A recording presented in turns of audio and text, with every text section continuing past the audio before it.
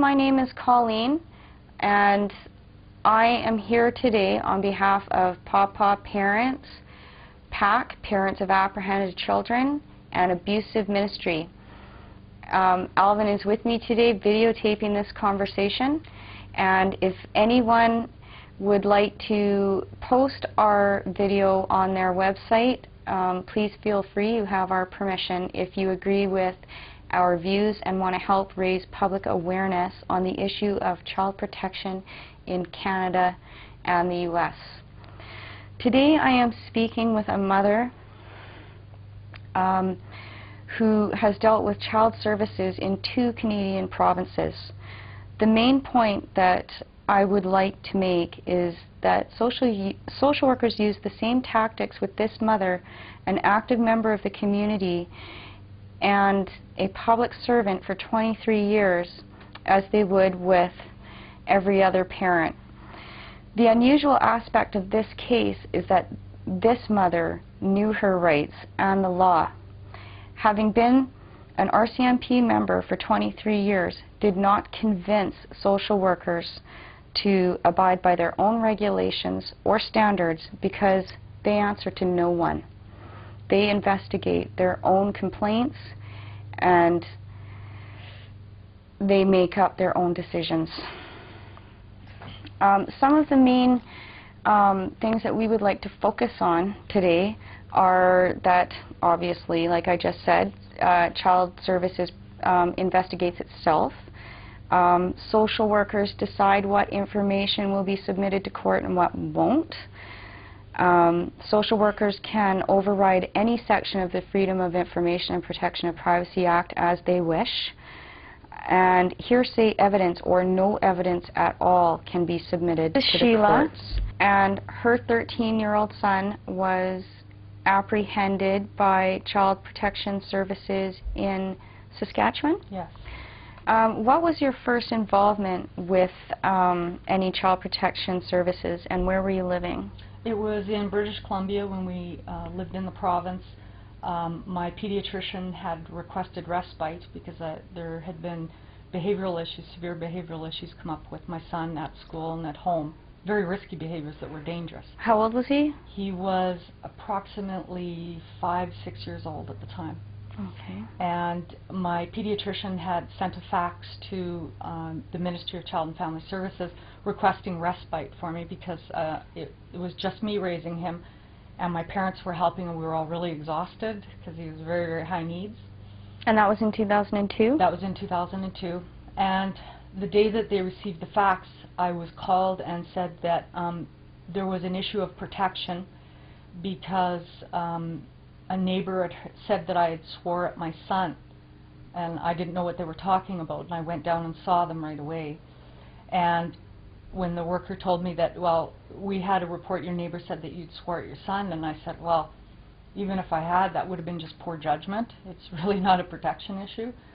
And they said, but we also got a letter from your pediatrician saying that your son has very challenging behaviors and you need help. And they said to me, what do you do when you get so frustrated with him because of his behavioral issues? Like, you must get to the end of your rope. And I said, yeah, it's difficult. And she said, what do you do when you get to the end of the rope? And I did say to her, I tie a knot and hang on. And so after I explained to her that he was, I was able to fight to get him into a facility on Vancouver Island to be assessed for possible ADHD and oppositional defiance. I was able to get him in there, and he was in an in-treatment 7-week program where he was assessed from day to night so that we could find out why he had such risky behaviors. Can you explain a little bit about those behaviors that you were dealing with? Yes. He was fighting all the time at school. He would run away from school. We couldn't find him. We had search and rescue looking for him one day. He would take off from home on his bicycle, and the whole family would be out looking for him, and sometimes we called the police to help us. He'd disappear from school. Nobody'd know where he was. He started jumping out of the back of the car when I was driving down the highway. He'd try to open the door. He'd attempted suicide, which was really frightening for us. It was devastating.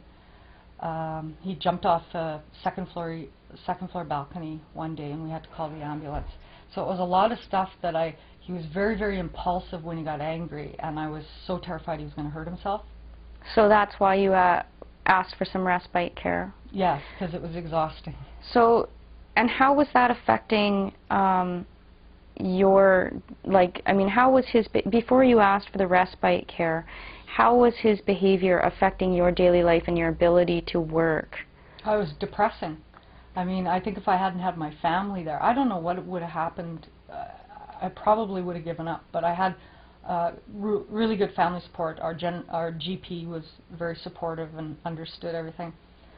It affected my work. I had to constantly leave work to go get him from school. And you have a very stressful job? Yeah, the job was stressful. You have to be on the ball, and you have to have your mind on the game. You can't be drifting off back home or to your kids a lot of times.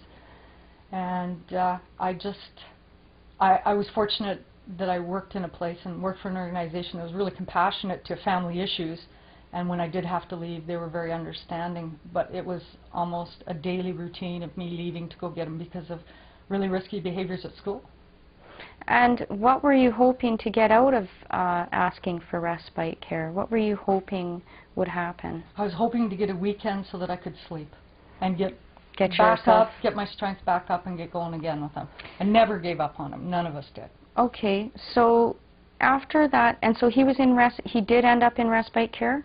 At one point, yes. I spoke to our family doctor, and my family and I had a meeting, and we were really exhausted. We had all been taking turns taking care of him to give each other a rest, and it just came to the point that we all needed respite. We all needed downtime to get ready to come back and do it again. So how long was he in respite care? He was in for 1 month. Did you ever put him in respite? Then that was in 2003, 2004? Yes, around that time. So after that, from 2003 until your next involvement with the ministry, did you ever put him in respite care again? I think he went in a couple days just to give us, when he started escalating again, I think we put him in twice for a day each time, or a day and a half, something like that. No long term. Okay, so after that, when was the next time that you were faced with an interaction with social workers from a child protection agency, and where were you? It was in Regina, Saskatchewan. I had moved there for my job. I had gotten a phone call from my son's school that he was being suspended for throwing a chair at another child, and they said he had to go home. And what year was this? This was 2008. Okay. So I went to the school, got him, took him home, and during his 3-day suspension, I had decided prior to that that he was going to go to a private school where it was more structured and disciplined, because I wanted him to succeed and get an education, and he wasn't getting that in the public school. So I brought him home the day of his suspension, and a couple nights later I was checking my visa bill and found out that somebody had spent over $700 on my credit card on iTunes. And when I asked him, he denied it. And so reluctantly I called the police. There had to be accountability for his actions, and I did. And the police came and arrested him for fraud. Broke my heart to have to do it. How old was he then? He was 12. Okay. And he'd had involvement with the law before, and I had told him, you have to be accountable for your actions. And that's all I was trying to do, is be a responsible parent and show him that if you break the law, there's consequences to it. And the police were very supportive, and they were going to take him to cells for one night, and he'd be in court the next day, and I said I'd be there to pick him up. And it was a lesson in tough love, and it was just as tough for me as it was for him. And next thing I knew, a social worker was calling me. And I was told I couldn't see or speak to my child until she could see me. And I asked her what was going on, and she told me she was investigating, and I said, well, he's already been charged. So the social worker told you that you could not see or speak to your son, and from what your son has told you, what were they telling him at that time?